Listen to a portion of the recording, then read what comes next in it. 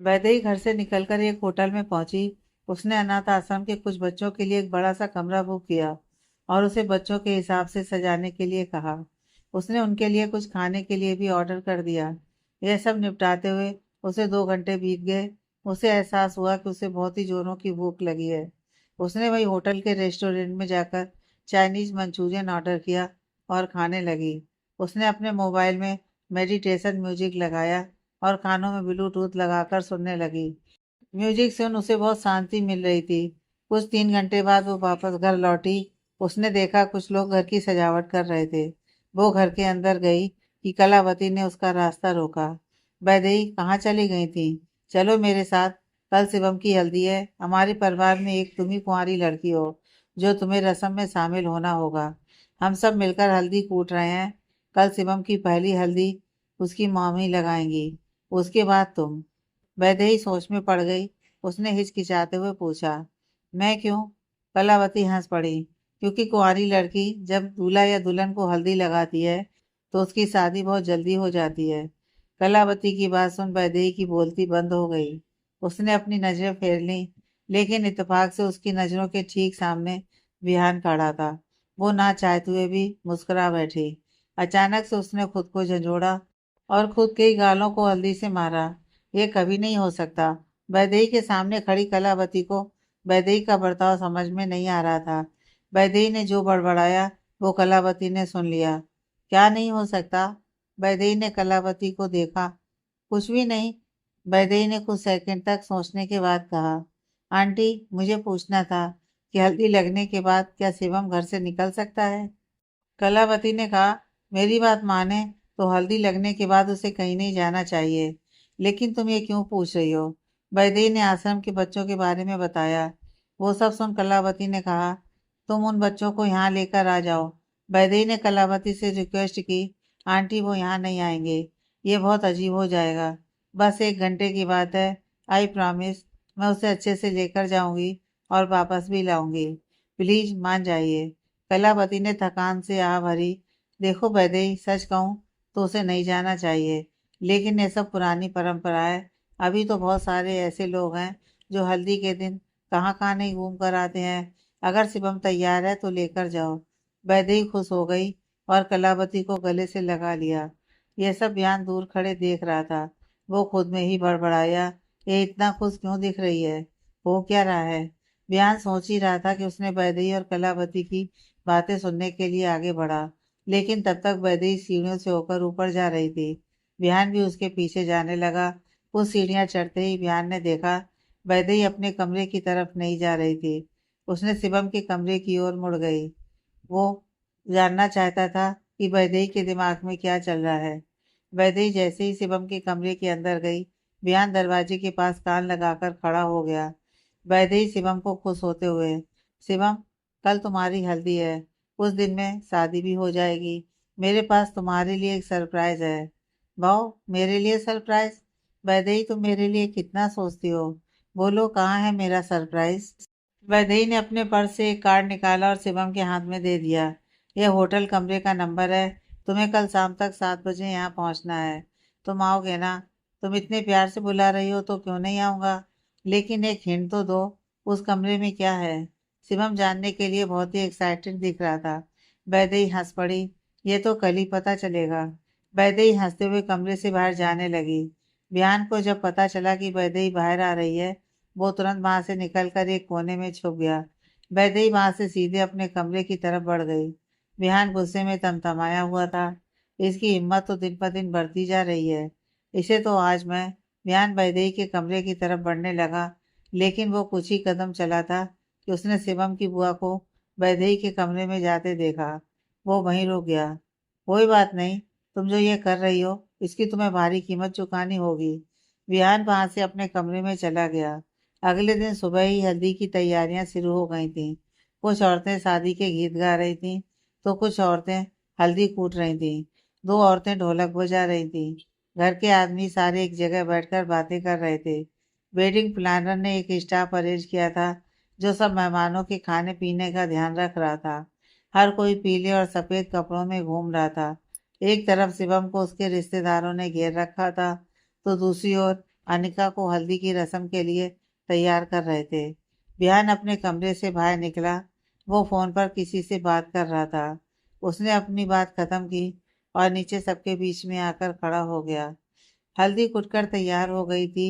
उसे तेल के साथ मिक्स किया गया। शिवम की मामी ने उस हल्दी को एक कटोरी में निकाला और एक थाली में रख दिया। उस थाली में गुलाब की पंखुड़ियों से सजाया गया और कुछ पंखुड़ियों को हल्दी के ऊपर रख सजाया गया। उसने उस थाली को उठाया और शिवम की तरफ बढ़ने लगी।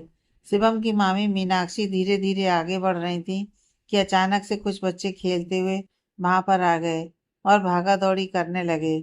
अचानक दो बच्चे जाकर मीनाक्षी से जोर से टकराए और उसके हाथ से हल्दी की थाली हवा में उछलती नजर आने लगी। बिहान की नजर हल्दी की कटोरी पर थी। वो उसे पकड़ने के लिए भागा। वो ऊपर देखते हुए तेजी से भागा। उसने कटोरी को पकड़ा ही था कि वो किसी से टकरा गया। ये इतनी जल्दी में हुआ कि वो समझ ही नहीं पाया कि टकराने वाला शख्स कौन था। उसने अपनी आंखें खोली तो वो जमीन पर गिरा हुआ था और उसके ऊपर एक लड़की गिरी हुई थी। वो लड़की वैदेही थी। जिस वक्त मीनाक्षी के हाथ से कटोरी गिरने वाली थी उस वक्त वैदेही भी उसे पकड़ने भागी थी, लेकिन वो बिहान से जा टकराई। बिहान का एक हाथ वैदेही की कमर में था तो दूसरा हाथ जमीन पर सीधा पड़ा था। उसके हाथ के ऊपर वैदेही का हाथ था और वैदेही के हाथ में हल्दी की कटोरी थी। कुछ वक्त तक वो ऐसे ही एक दूसरे की बाहों में पड़े रहे। रीमा भागते हुए आई। वैदेही, क्या हुआ, ठीक हो? वैदेही होश में आई और उठने की कोशिश करने लगी। रीमा ने वैदेही को अपना हाथ दिया, जिसे पकड़ वो उठ खड़ी हुई। विहान भी तुरंत खड़ा हो गया। मीनाक्षी ने चैन की सांस ली। भगवान का शुक्र है कि हल्दी को कुछ नहीं हुआ, वरना अब शगुन हो जाता। रीमा ने मीनाक्षी को टोकते हुए कहा, अब आप शगुन की बातें मत करो। यह तो वैदेही की वजह से हल्दी बच गई। सब कुछ शुभ शुभ ही होगा। रीमा ने वैदेही को ध्यान से देखा। अरे वैदेही, तुम्हारे चेहरे पर कुछ लगा है। वैदेही ने अपने चेहरे पर हाथ घुमाया तो उस पर हल्दी लगी हुई थी। रीमा ने देखा बिहान को भी हल्दी लगी हुई है। वहां पर बैठी एक आंटी ने कहा, यहाँ के दूल्हा दुल्हन तो यही लग रहे हैं। देखो तो कैसे हल्दी में चमक रहे हैं ये दोनों। लगता है शिवम और अनिका की शादी से पहले इनकी शादी हो जाएगी। वैदेही ने रूखे अंदाज में कहा, शादी और इससे मेरे इतने बुरे दिन भी नहीं आए हैं। वैदेही खुद को साफ करने के लिए बाथरूम की तरफ बढ़ गई। वैदेही का यूं रूखा बर्ताव देख रीमा सोच में पड़ गई। शिवम और अनिका की हल्दी की रस्म शुरू हो गई थी। शिवम को उसकी मामी मीनाक्षी ने पहली हल्दी लगाई। कलावती के कहने पर वैदेही ने भी शिवम को हल्दी लगाई। सब लोग मजाक मस्ती कर रहे थे। बयान दूर से वैदेही को देख रहा था। वो बार बार एक ही बात के बारे में सोच रहा था कि वैदेही ने शिवम को होटल के कमरे में बुलाया है। वो कुछ भी करके शिवम को वहां जाने के लिए रोकना चाहता था। अभी दोपहरी हुई थी। हल्दी की रस्म लगभग खत्म हो गई थी। बिहान अपने कमरे में जाकर बैठ गया। उसकी धीरे धीरे आंखें भारी होने लगी। वो बहुत थका हुआ महसूस कर रहा था। अनिका की शादी की सारी जिम्मेदारी उसने अपने कंधों पर उठाकर रखी थी। ऊपर से अपने ऑफिस का काम भी देख रहा था। उसे कब नींद आ गई उसे पता ही नहीं चला। विहान की आंखों के सामने अंधेरा छा गया। वो कुछ भी देख नहीं पा रहा था। अचानक से एक लाइट जली। उसने देखा वो एक कमरे में है। दिखने में वो हनीमून स्वीट दिख रहा था। अचानक से एक दरवाजा खुला और उसमें से एक आदमी अंदर चला आया। विहान ने ध्यान से देखने की कोशिश की तो वो शिवम था। अचानक से किसी मजबूत हाथों ने शिवम को पीछे से पकड़ लिया। शिवम ने खुद को छुड़ाते हुए कहा, कौन है? लाइट की हल्की रोशनी में उसका चेहरा दिखाई पड़ा। शिवम ने हिचकिचाते हुए कहा, वैदेही तुम? वैदेही ने बहुत ही खूबसूरत बैकलेस ड्रेस पहनी हुई थी। वो बहुत ज्यादा हॉट दिख रही थी। उसे देख अच्छे अच्छे लोग पिघल जाते। वैदेही ने अपने होठों को ज्यादा ना फैलाते हुए हल्का सा मुस्कुराई। शिवम, तुम आखिर आ ही गए। आज मैं तुम्हें कहीं नहीं जाने दूंगी। वैदेही ने धीरे से शिवम के सीने पर अपनी उंगलियां घुमाई। शिवम ने उससे दूर जाते हुए कहा, यह तुम कर क्या रही हो? मेरी अनिका से शादी होने वाली है। मैं उससे बहुत प्यार करता हूँ। वैदेही ने शिवम का गिरेबान पकड़कर अपनी ओर खींचा। हाँ, जानती हूँ तुम अनिका से शादी करने वाले हो, लेकिन शादी अभी हुई कहाँ है? क्यों ना शादी से पहले मेरे साथ सुहागरात की प्रैक्टिस कर लो। वैदेही ने शिवम को बेड पर जोर से धक्का दिया और वो उसके पास जा ही रही थी कि उसने मुड़कर बिहान को देखा और हंसने लगी। आज वही होगा जो मैं चाहती हूँ और तुम कुछ नहीं कर पाओगे। विहान वैदेही को रोकने के लिए आगे बढ़ना चाहता था, लेकिन उसके पैर जमीन में जम गए थे। वो जोर से चिल्लाया, वैदेही। विहान की आंखें खुल गईं और उसने खुद को अपने कमरे में पाया। उसने तुरंत अपने मोबाइल में देखा तो 6:30 हो रहे थे। विहान खुद में ही बड़बड़ाया, शिवम को 7 बजे बुलाया था। इसका मतलब शिवम जाने के लिए निकलने ही वाला होगा। विहान जल्दी से अपनी अनिका के पास पहुंचा। अनिका, एक काम करो, शिवम को घर से बाहर जाने के लिए रोको। अनिका कंफ्यूज नजर आ रही थी। क्या हो गया है भाई? आप ऐसा करने के लिए क्यों कह रहे हैं? तुम्हें जितना कहा गया है उतना करो। इस तरह से हल्दी लगने के बाद घर से जाना अशुभ माना जाता है। इससे उसकी जान को खतरा भी हो सकता है। विहान का इतना कहना काफी था। वो जानता था कि जब शिवम की बात आएगी तो अनिका कुछ भी कर सकती है। अनिका शिवम को रोकने के लिए कमरे से निकली। विहान ने एक वेट्रेस को पैसे दिए और उसे शिवम का मोबाइल चुराने के लिए कहा, खराब करने के लिए, ताकि वो वैदेही से बात ना कर पाए। शाम के 7 बज गए थे। वैदेही पहले ही होटल पहुंच गई थी। उसने उन बच्चों को बिठाया और शिवम का इंतजार करने लगी। आधा घंटा बीतने के बाद भी जब शिवम नहीं पहुंचा तो वैदेही ने उसे कॉल किया, लेकिन वो स्विच ऑफ दिखा रहा था।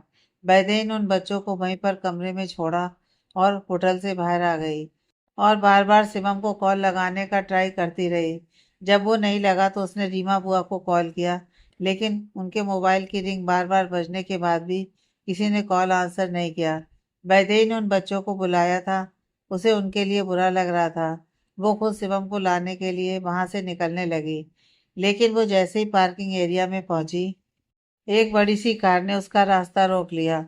उस कार को देख वैदेही समझ गई थी कि वो बिहान की कार है। वो वहीं खड़ी रह गई। कार से एक जोड़ी पैर बाहर निकले और वैदेही के पास पड़े। वैदेही को समझ में नहीं आ रहा था कि बिहान वहां क्यों था। बिहान यहाँ? वो यहाँ कैसे? बिहान आगे बढ़ा और वैदेही के पास आकर खड़ा हो गया। कहाँ जा रही हो तुम? शिवम को लेने जा रही हो? शिवम और वैदेही के बीच हुई बातचीत को उसके अलावा कोई नहीं जानता था। उसने बिहान से पूछा, हाँ, मैं शिवम को लेने जा रही हूँ, लेकिन तुम्हें कैसे पता चला? बिहान ने एक नकली स्माइल दी। मुझे कैसे पता चला? मुझे तुम्हारे सारे इरादों के बारे में पता है। आज मैं तुम्हारी सारी प्लानिंग को हमेशा के लिए खत्म करने आया हूँ। बिहान की बातें वैदेही की समझ से परे थी। तुम ये क्या कह रहे हो? मुझे कुछ समझ में नहीं आ रहा। बिहान ने वैदेही का हाथ कसकर पकड़ लिया।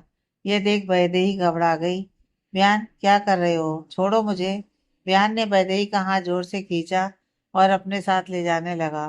वैदेही लगातार खुद को छुड़ाने की कोशिश करती रही, लेकिन उसके बाद भी बिहान ने उसे धकेलते हुए अपनी कार के आगे की सीट पर बिठा दिया और खुद भी ड्राइविंग सीट पर बैठ गया। बिहान का यूं अचानक गुस्सा होना और कार में जबरदस्ती बिठाना वैदेही को कुछ भी समझ में नहीं आ रहा था। वो बार बार पूछे जा रही थी, बिहान, ये सब क्या है?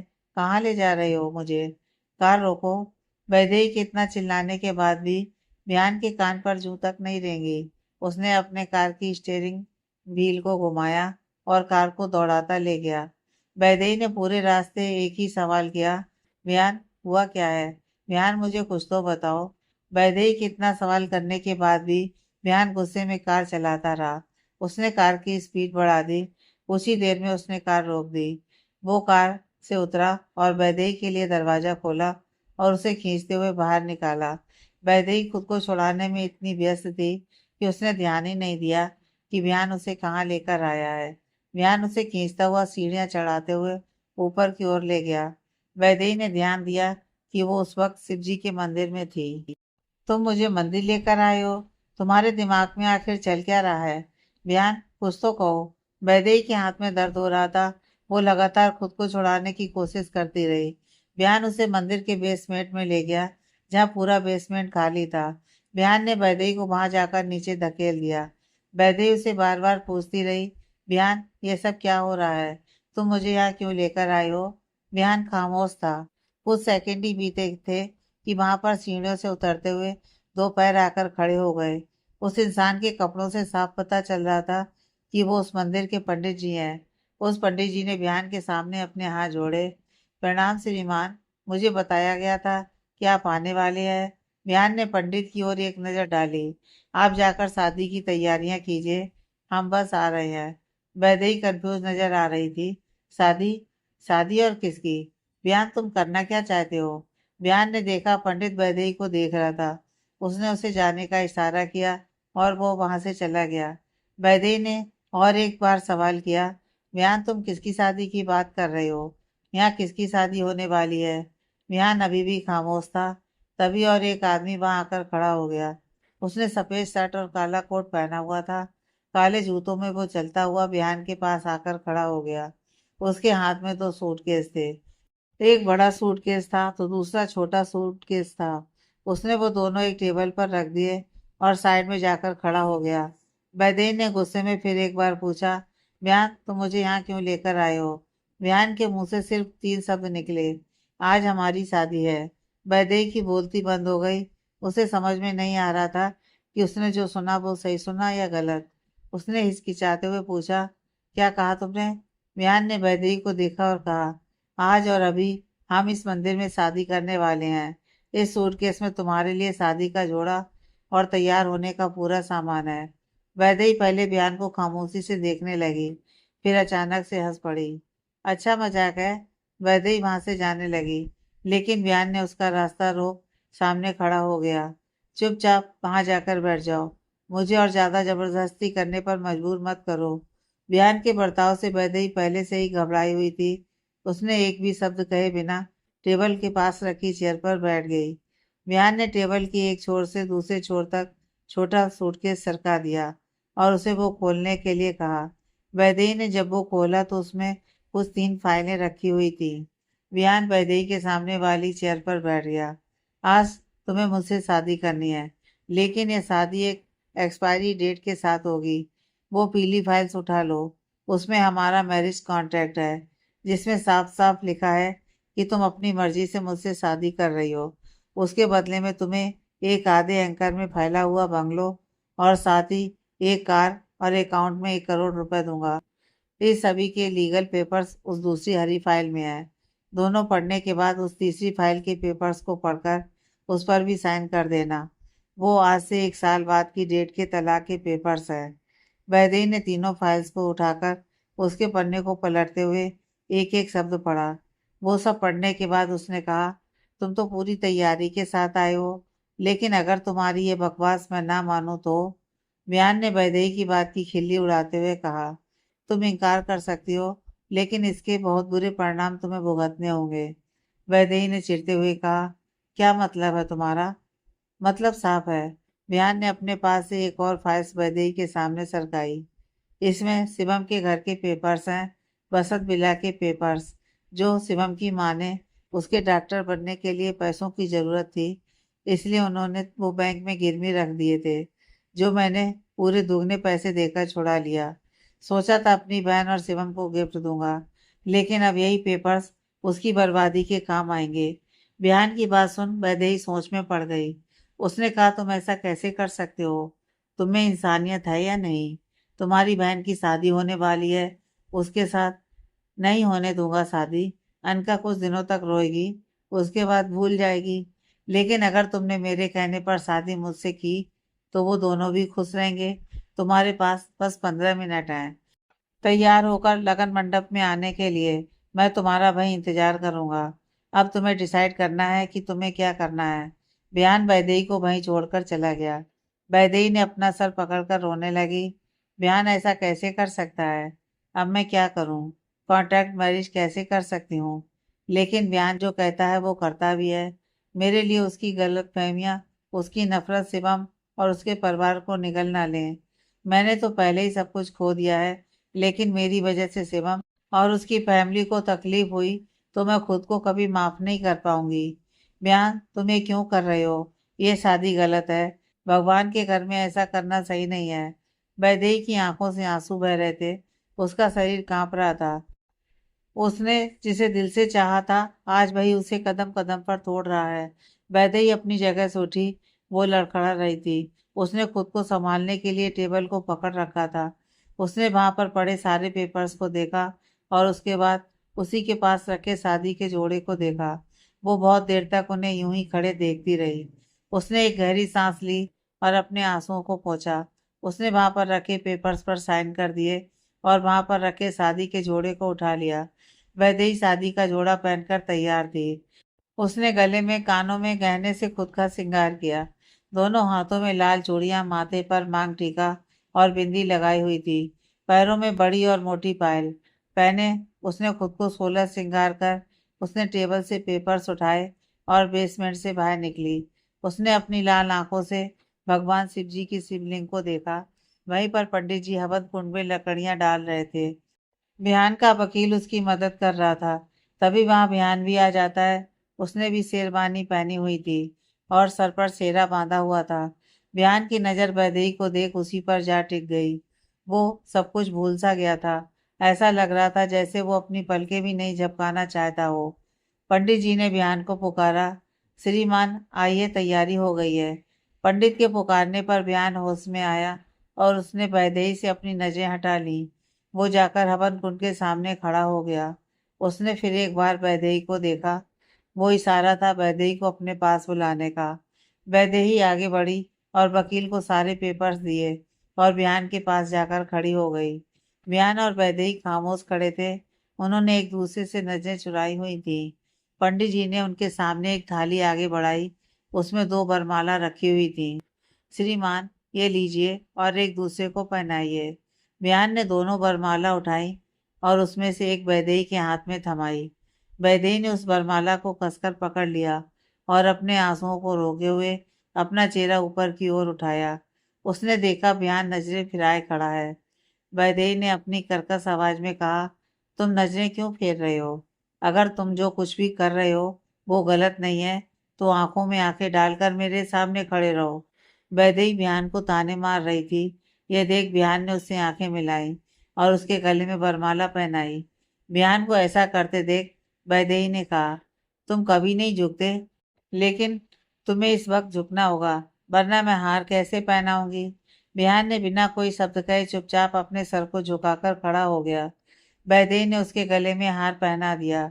बिहान ने एक चालाकी से भरी मुस्कान दी। क्या कहा था तुमने? बिहान ने वैदेही को आज सुबह की बात याद दिलवाई। वैदेही ने इतराते हुए कहा था, मैं और इससे शादी करूं? मेरे इतने बुरे दिन नहीं आए। बिहान ने हंसते हुए कहा, अब तुम्हारी बात सच होगी। अब तुम्हारी शादी मुझसे होगी और तुम्हारे बुरे दिन शुरू। दोनों अपनी अपनी जगह पर बैठ गए। विधिवत मंत्रों का उच्चारण होने लगा। बिहान ने वैदेही की मांग में सिंदूर भर दिया और मंगलसूत्र पहनाया। पंडित जी ने ही उन दोनों का गठबंधन किया और फेरों के लिए उठाया।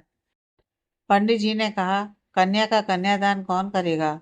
पंडित जी की इस बात को सुनकर वहां एक लंबी खामोशी छा गई। वैदेही का इस दुनिया में कोई नहीं था और वो जिसे अपना परिवार मानती थी वो वहां पर आ नहीं सकते थे। बिहान ने कहा, कन्या का कन्यादान करने की जरूरत नहीं है। कन्या खुद मेरे साथ आ रही है। इस रस्म को छोड़ दीजिए और आगे की विधि पूरी कीजिए। वैदेही खामोश थी। जो हो रहा था वो होने दे रही थी, क्योंकि उसके बस में कुछ भी नहीं था। पंडित जी ने कहा, मैं वचन बोलूंगा, आप दोनों ने दोहराइएगा। पंडित जी एक एक कर बोलते गए और बिहान और वैदेही ने उन वचनों को दोहराते हुए चले गए।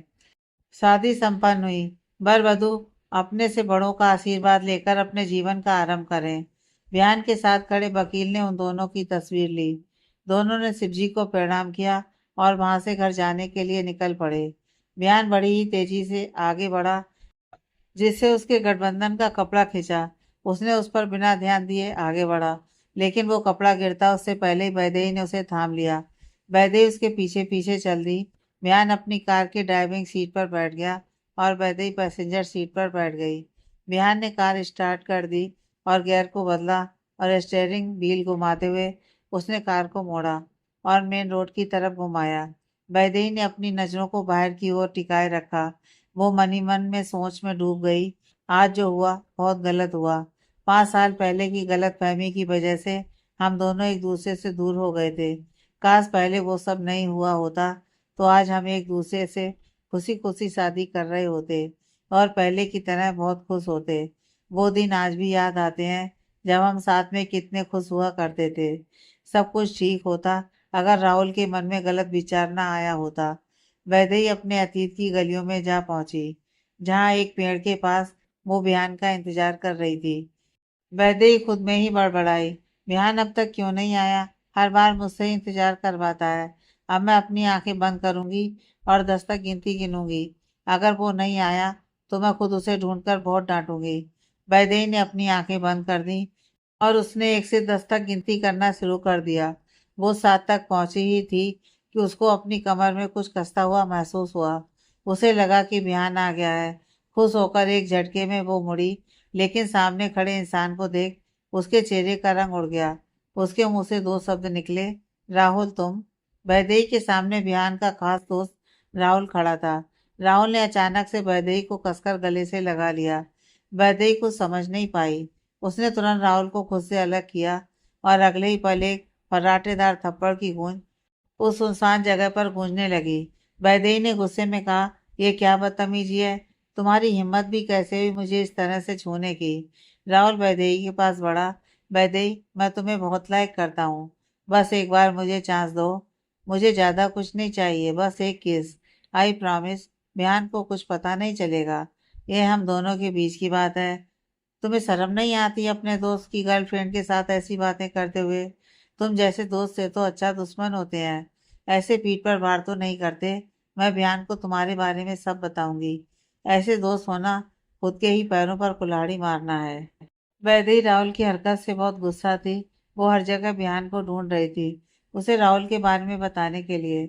आधा दिन निकल गया। उसके बाद वैदेही को बयान अपने दोस्तों के साथ सामने से आता देखा। वैदेही भागते हुए बिहान के पास पहुंची।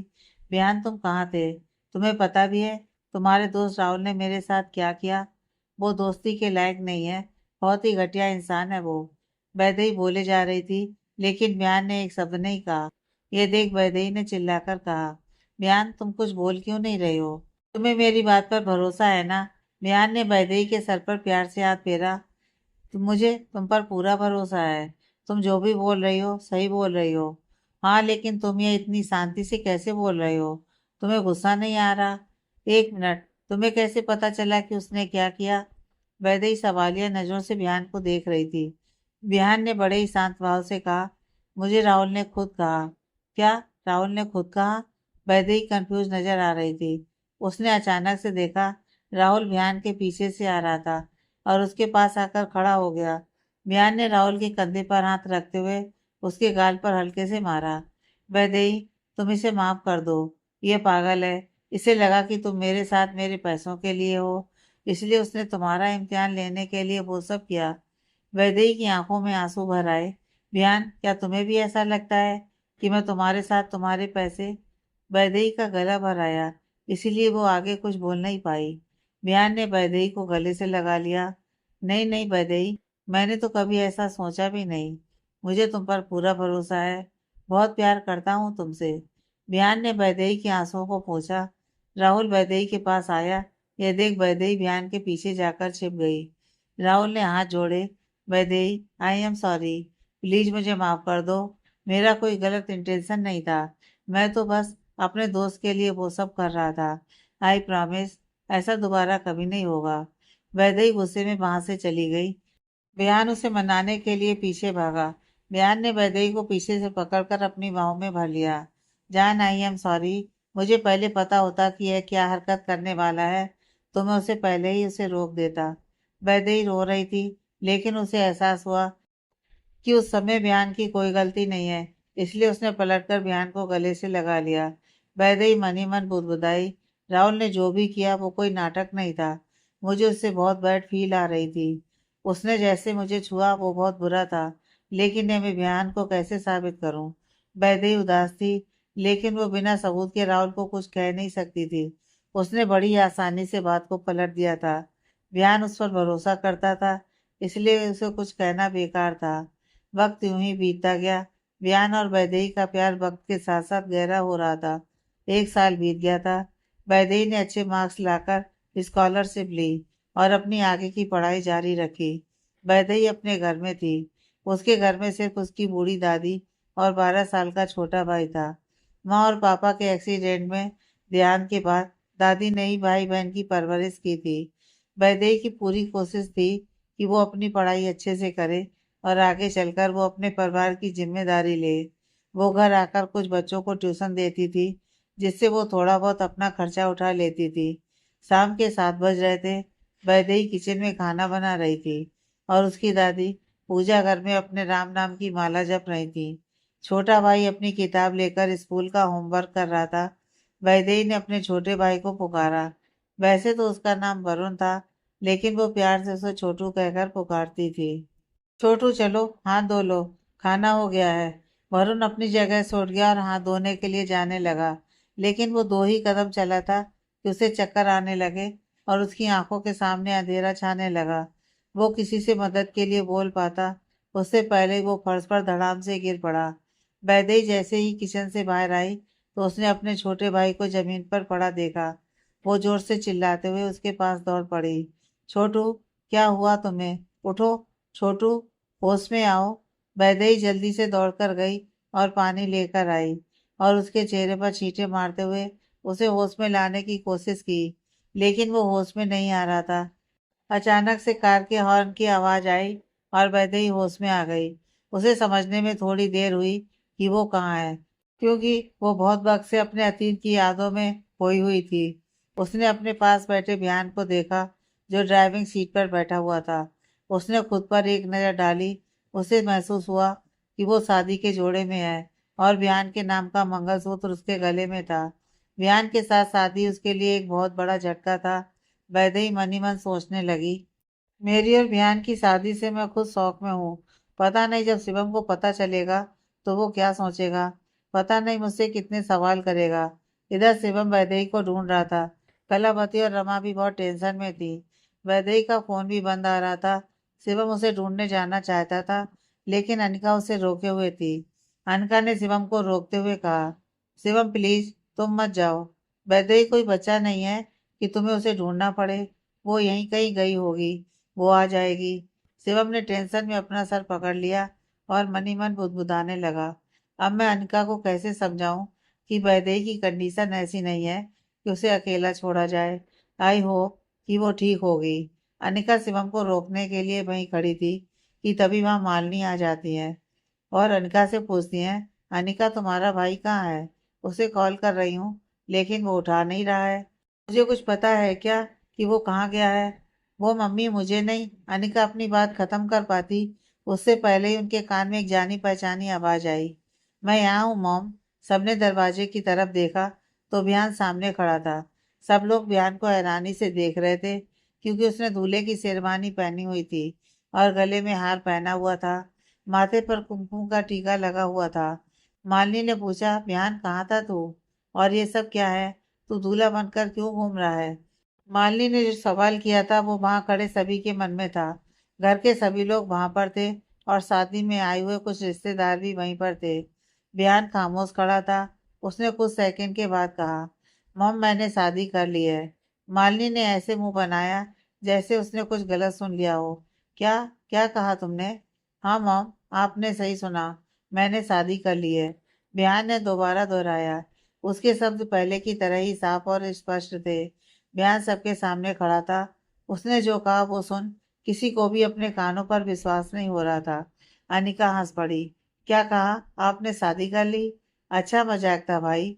बयान के चेहरे को देख ऐसा बिल्कुल भी नहीं लग रहा था कि वो मजाक कर रहा है। उसने अपनी भारी आवाज में कहा, यह मजाक नहीं है छोटी। बयान ने पीछे देखते हुए आवाज लगाई, सुनो तुम अंदर आ सकती हो। सबकी नजर दरवाजे पर थी। सबके कानों में हल्की हल्की घुंघरुओं की आवाज आ रही थी। बीतते पल में वो आवाज और भी गहरी होती जा रही थी। एक खूबसूरत सी लड़की बयान के बगल में खड़ी हो गई। घर में बहुत सारे लोग थे, लेकिन वहां खामोशी छाई हुई थी। अचानक शिवम के मुंह से निकला, वैदेही तुम? वैदेही गाढ़े मैरून कलर के शादी के जोड़े में सबके सामने थी। उसका 16 श्रृंगार उसके रूप को चार चांद लगा रहा था। वो इतनी ज्यादा खूबसूरत दिख रही थी कि वहां खड़ा हर कोई उससे अपनी नजरें नहीं हटा पा रहा था। मालिनी ने जैसे ही वैदेही को दुल्हन के रूप में देखा, वो गुस्से से लाल हो गई। वो गुस्से में ठीक से बोल नहीं पा रही थी। ये लड़की वैदेही से शादी? बिहान के डैड अरविंद भी वहां खड़े थे। बिहान की इस हरकत पर वो चुप कैसे हो सकते थे? बिहान, ये सब क्या है? ये अगर कोई मजाक है तो अभी इसी वक्त बोल दो, वरना मुझसे बुरा कोई नहीं होगा। कलावती और शिवम वैदेही के पास चले गए। वैदेही, ये सब क्या है? तुमने शादी कर ली ऐसे अचानक? तुम सच सच बताओ, ये सब क्या हो रहा है? क्या बयान ने तुम्हारे साथ कोई जबरदस्ती की? शिवम के इतना बोलने पर ही वैदेही ने एक शब्द नहीं कहा। वो अपना सिर झुकाए खामोश खड़ी थी। वैदेही को एक भी शब्द न बोलते हुए देख शिवम ने बयान से पूछा, बयान, क्या किया तुमने वैदेही के साथ? बोलो। वो तुमसे शादी कैसे कर सकती है? अगर उसे शादी करनी भी थी तो उसने हमें क्यों नहीं बताया? बयान निडर सा खड़ा था। अब इन सब बातों का कोई मतलब नहीं था। हमने आपस में बात की। मैंने वैदेही को शादी के लिए पूछा और उसने हाँ कर दी। हमने मंदिर में जाकर शादी की है। आई एम सॉरी, ये बहुत जल्दीबाजी में हुआ, इसलिए आप सबको इनवाइट नहीं कर सका। लेकिन मैं अपनी शादी का वीडियो आप सबको भेज दूंगा, उसे आप देख खुश हो जाइएगा। बयान का यूं बेपरवाह सा जवाब सुन शिवम को गुस्सा आ रहा था। उसने बयान का गिरेबान पकड़ लिया। तुमने जरूर वैदेही को ब्लैकमेल किया होगा। बोलो, क्या किया तुमने उसके साथ? शिवम को बयान का गिरेबान पकड़े हुए देख अनिका घबरा गई और तुरंत उन्हें छुड़ाने के लिए चली गई। शिवम, छोड़ो भाई को। तुम उन पर इल्जाम कैसे लगा सकते हो? जरूर वैदेही ने मेरे भाई को फंसाया होगा। शिवम, छोड़ो उन्हें। अनिका ने शिवम का हाथ पकड़कर खींचा और बयान से छुड़ाया। शिवम ने जब ध्यान दिया कि अनिका ने वैदेही के लिए गलत कहा तो वो अनिका पर गुस्सा होने लगा। अनिका, तुम ऐसा कैसे बोल सकती हो वैदेही के बारे में? बस करो, बहुत हुआ, वैदेही ने गुस्से में कहा। सबकी नजर वैदेही पर थी। वैदेही ने एक गहरी सांस ली और कहा, शिवम प्लीज, तुम मेरी वजह से किसी के साथ लड़ाई मत करो। मुझे किसी ने ब्लैकमेल नहीं किया। यह शादी मैंने अपनी मर्जी से की है। मंदिर में सभी रीति रिवाजों के साथ पंडित जी ने हमारी शादी करवाई है। लेकिन मुझे ये शादी मंजूर नहीं है, मालिनी गुस्से में बोली। वहां पर मौजूद सारे रिश्तेदार आपस में फुसुर फुसुर कर रहे थे। देखो तो, अरविंद का लड़का दुल्हन ले आया। दोनों ने भागकर शादी कर ली। शायद घर वाले नहीं मानेंगे ये डर से। दुल्हन तो बहुत खूबसूरत है, लेकिन ये किसके परिवार की लड़की है? मैंने सुना ये अनिका के होने वाली पति के घर में रहती है। पता नहीं दोनों में क्या रिश्ता है। विहान तो चांद जैसी बहू लाया है। कितनी खूबसूरत है ये लड़की। मैंने देखा है, इसे बहुत ही संस्कारी है। सब लोगों की मदद करती है। विहान और इसका कब से चक्कर चल रहा होगा। विहान को थोड़ी भी शर्म नहीं आई। अपनी बहन की शादी हुई नहीं और खुद के लिए दुल्हन लाकर खड़ा कर दिया। सर उठाकर तो ऐसे खड़ा है जैसे बहुत बड़ा तीर मार लिया हो। जितने लोग उतनी बातें। उन सबकी परवाह किए बिना बयान ने वैदेही का हाथ पकड़ लिया। मॉम, अब ये तमाशा करने से कुछ नहीं बदलने वाला। आप जाइए और आरती की थाली तैयार कीजिए। आपको वैदेही का स्वागत जो करना है। मालिनी गुस्से में आ गई। मैं नहीं मानती इस लड़की को बहू, जिसका सिर्फ हमें नाम पता है, बाकी सब लापता है। ना परिवार का ठिकाना है, ना ही खानदान का। पता नहीं कहाँ की पैदाइश है। पैसों के लिए मेरे बेटे को फंसा लिया और तुम चाहते हो कि मैं इसका स्वागत करूं? शिवम ने मालिनी को रोकना चाहा। प्लीज मम्मी, आप। शिवम आगे कुछ कह पाता उससे पहले वैदेही ने कहा, शिवम प्लीज, प्लीज कुछ मत कहो। मेरे मामले से दूर रहो। यही तुम्हारे लिए अच्छा है। यह मेरा मैटर है, मैं खुद देख लूंगी। अब ये शादी हो गई है, अब कुछ भी कहने का कोई मतलब नहीं है। वैदेही की बात सुन शिवम ने अपने सवाल वहीं रोक दिए। उसने निराशा से कहा, ठीक है, अगर तुम यही चाहती हो तो मैं आगे कुछ नहीं कहूंगा। बिहान ने मालिनी और अरविंद से कहा, मम डैड, अब यही आपकी बहू है। आप मानो या ना मानो, अब से हम साथ ही रहने वाले हैं, तो नाराजगी छोड़ दीजिए। लेकिन इसके बाद भी आप लोगों को ये मंजूर नहीं है तो हम दोनों यहाँ से चले जाएंगे। मुझे इससे ज्यादा कुछ नहीं कहना। बिहान ने वैदेही के सामने अपना हाथ बढ़ाया। वैदेही उसके हाथ को घूरती रही। उसके बाद उसने अपना हाथ उसके हाथ में थमा दिया। बिहान वहां से जाने लगा। यह देख एक बुजुर्ग महिला ने उसका रास्ता रोका। बिहान, बेटा रुक जा, ऐसे गुस्से से काम नहीं होता। तुम्हें अपने माँ बाप की कोई चिंता है या नहीं? तू उन्हें छोड़कर कैसे जा सकता है? अपनी ताई जी की बात मान, कहीं मत जा। तू रुक, मैं तेरे माँ बाप से बात करती हूँ। वो बहू को जरूर अपनाने के लिए मान जाएंगे। वो बुजुर्ग औरत मालिनी और अरविंद के पास गई और उन्हें साइड में ले जाकर कहने लगी, तुम दोनों क्या कर रहे हो? एक लड़की के लिए तुम दोनों अपने बेटे को घर छोड़ने कैसे दे सकते हो? वो तुम्हारा इकलौता बेटा है। एक बार घर से चला गया तो वो लड़की उसे कभी तुम दोनों के पास आने नहीं देगी। याद रखना। मालिनी रोने लगी। मैं क्या करूं? मुझे वो लड़की बिल्कुल भी पसंद नहीं है। मैं नहीं मानती उसे अपनी बहू। तो मत मानो, तुम्हें बस उसे अपने घर में रखना है, जिससे बियान तुम लोगों के साथ रहे। तुम्हारे लिए सबसे ज्यादा क्या अहम है, बियान या फिर वो लड़की? देखो, मेरी बात मानो तो अभी मान जाओ, बियान को रोक लो, वरना बहुत देर हो जाएगी। मालिनी बियान और वैदेही के पास आ गई। ठीक है, अब तुम दोनों ने शादी कर ली है, तो अब कर ही क्या सकते हैं। तुम दोनों को कहीं जाने की जरूरत नहीं है। यह बियान का घर है, और अब से वैदेही का भी। मैं तुम दोनों को इस घर में रहने की इजाजत दे रही हूँ, लेकिन इससे ज्यादा मुझसे उम्मीद मत रखना। मालिनी जाकर सोफे पर बैठ गई। उस बुजुर्ग औरत ने आरती की थाली लेकर आई और बियान और वैदेही का स्वागत किया। उसने बियान से कहा, बियान बेटा, बहू को कमरे में ले जा, वो थक गई होगी। बियान वैदेही को अपने कमरे में ले गया, लेकिन वैदेही को बहुत ही घबराहट हो रही थी। उसने हिचकिचाते हुए कहा, क्या हमें इस कमरे में साथ में रहना होगा? बियान ने भारी आवाज में कहा, अब हमारी शादी हो गई है, तो हमें साथ में रहना ही होगा। लेकिन ज्यादा अपने दिमाग पर जोर मत डालो। शादी हो गई है, इसका मतलब ये नहीं कि तुम मेरी लाइफ का हिस्सा बन गई हो। विहान बोले जा रहा था, लेकिन वैदेही का ध्यान कहीं और ही था। वो अपने में ही खोई एक टेबल के पास जाकर खड़ी हो गई। उसे वहां पर एक चमकती चीज दिखाई दे रही थी। उसने वो जाकर हाथ में उठा ली। वो बहुत गौर से उसे देख मुस्कुराने लगी। अचानक से विहान ने आवाज दी, तुम सुन रही हो मैं क्या बोल रहा हूँ? वैदेही। विहान ने जैसे ही वैदेही को पुकारा, उसके हाथ से वो चमकती चीज छूट कर गिर गई। वो होश में आ चुकी थी। उसने उस चीज को देखा, तो वो एक धारदार कैंची थी। विहान को कैंची गिरने की आवाज आई, तो उसने वैदेही को देखा। वैदेही, क्या हुआ तुम्हें? वैदेही विहान को बहुत देर तक घूरती रही। उसके माथे पर पसीना तेज आ रहा था। उसने खुद को संभाला और धीमी आवाज में कहा, मेरा सामान दूसरे कमरे में है, मुझे चेंज करना है। इन कपड़ों में मुझे घुटन सी हो रही है। वैदेही ने वहां से जाने के लिए एक पल नहीं लगाया। वो सीधे अपने कमरे से बाहर आ गई। बिहान को उसका बर्ताव अजीब लगा, लेकिन जैसी सिचुएशन थी, उस हिसाब से उसका ऐसा बर्ताव नॉर्मल ही कहलाता। वैदेही का शादी का लहंगा बहुत ही भारी था। उसमें किसी को भी घुटन हो सकती थी, लेकिन यह कोई नहीं जानता था कि वैदेही की घुटन की वजह कुछ और ही थी। वो कमरे से बाहर आ गई थी, लेकिन उसकी तबीयत खराब हो रही थी। वो फर्स्ट फ्लोर पर थी, जहाँ कोई नहीं था। वो दीवार का सहारा बनाते हुए आगे बढ़ रही थी। वो जैसे तैसे करके उस कमरे तक पहुंच गई, जहां वो पहले रुकी थी। उसने वहां पर रखा अपना सूटकेस खोला और कुछ ढूंढने लगी। उसमें इतनी ताकत नहीं थी कि वो कुछ कर सके, लेकिन फिर भी वो अपने कपड़े इधर उधर कर रही थी। वैदेही को जब वो चीज नहीं मिली, तो वो बेड पर जाकर बैठ गई और खुद में ही बड़बड़ाने लगी, मेरी दवाई कहाँ है? अरे नहीं, वो तो पर्स में थी, और वो मंदिर में छूट गया। अब मैं क्या करूं? मैं यहाँ किसी को मदद के लिए बोल भी नहीं सकती। वैदेही ने कुछ सोचते हुए कहा, अरे हाँ, बुआ मदद कर सकती हैं, लेकिन उन्हें कैसे यहाँ बुलाऊं? मेरा मोबाइल भी रास्ते में गिर गया। अगर मैंने फिर से खुद को मारने की कोशिश की, तो बयान को प्रॉब्लम हो जाएगी। मुझे खुद को रोकना होगा। वैदेही का पूरा शरीर कांप रहा था। उसे एक अजीब सी बीमारी थी, जिसमें दौरा पड़ने पर वो ना चाहते हुए भी खुद को मारने की कोशिश करती है। इसी बीमारी के चलते उसने बहुत बार खुद को मारने की कोशिश की थी, लेकिन शिवम ने उसे बचाया था। इसी बीमारी का इलाज डॉक्टर जावेदा कर रही थी।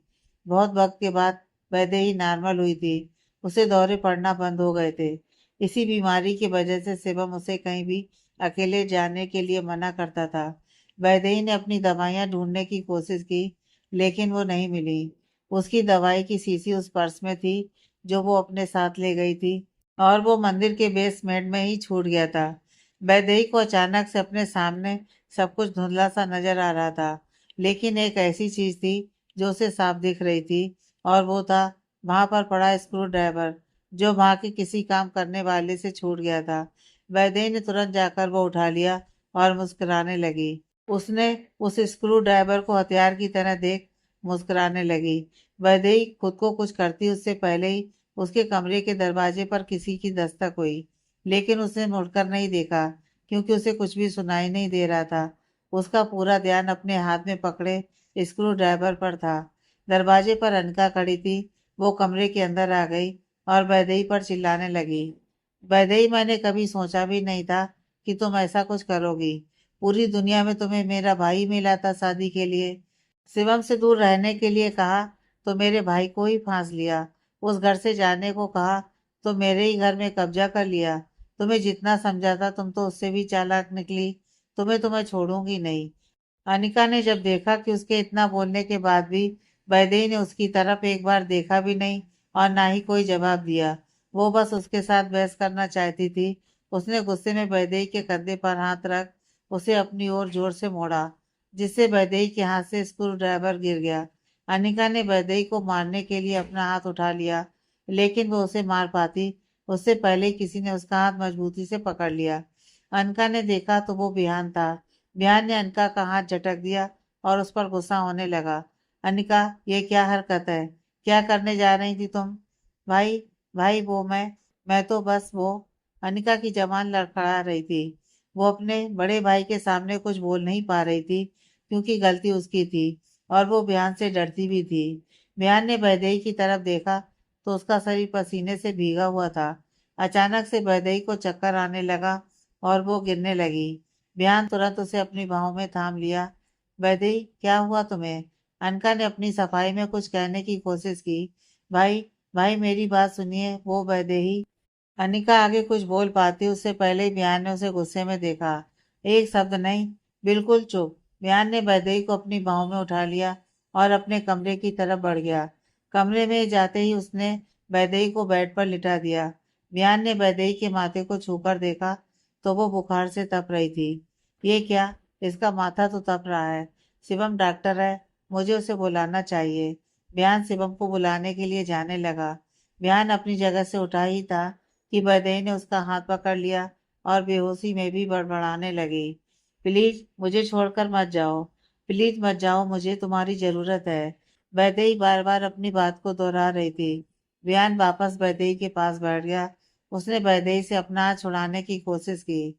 वैदेही, छोड़ो मुझे, मैं शिवम को बुलाकर लाता हूँ। तुम्हें इलाज की जरूरत है। वैदेही ने जैसे बिहान के शब्दों को साफ सुना वैसे ही उसको जवाब देने लगी। मुझे तुम्हारे सिवा और कोई नहीं चाहिए।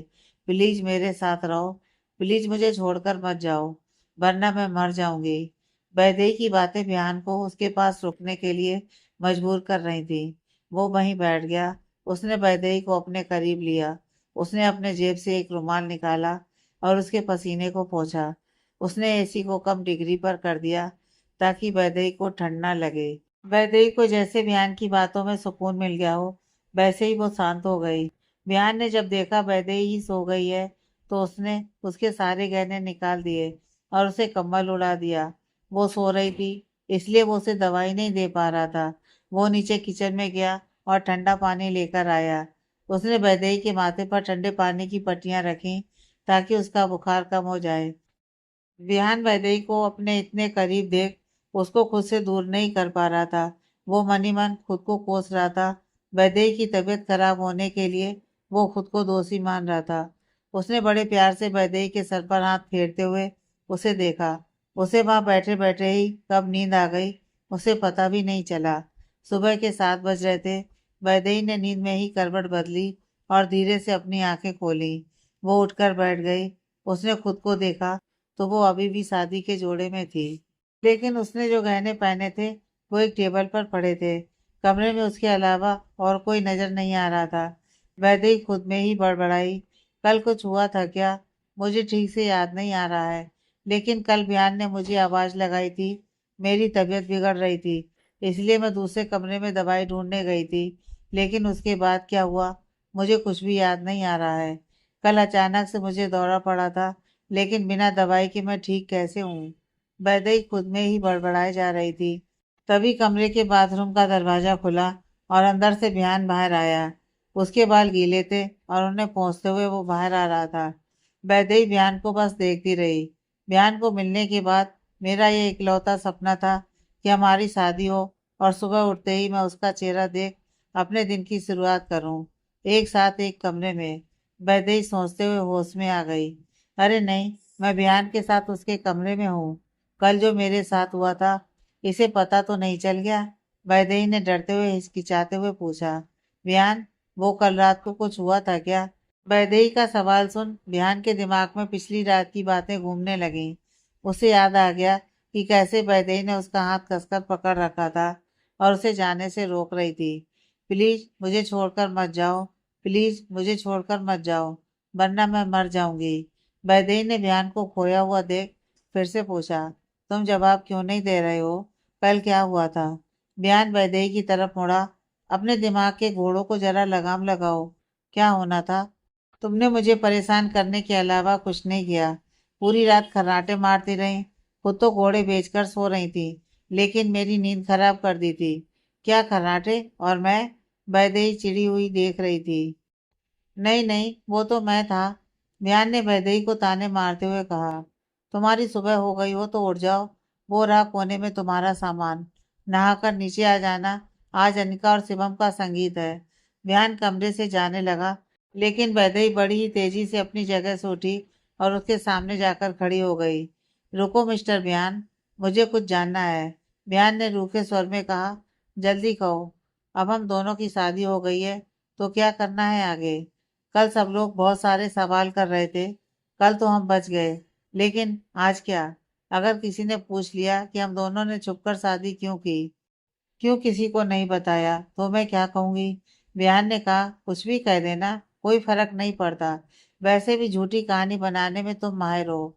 बिहान और वैदेही की यह नई शुरुआत क्या रंग लाएगी, जानने के लिए पढ़ते रहिए कहानी का नेक्स्ट पार्ट।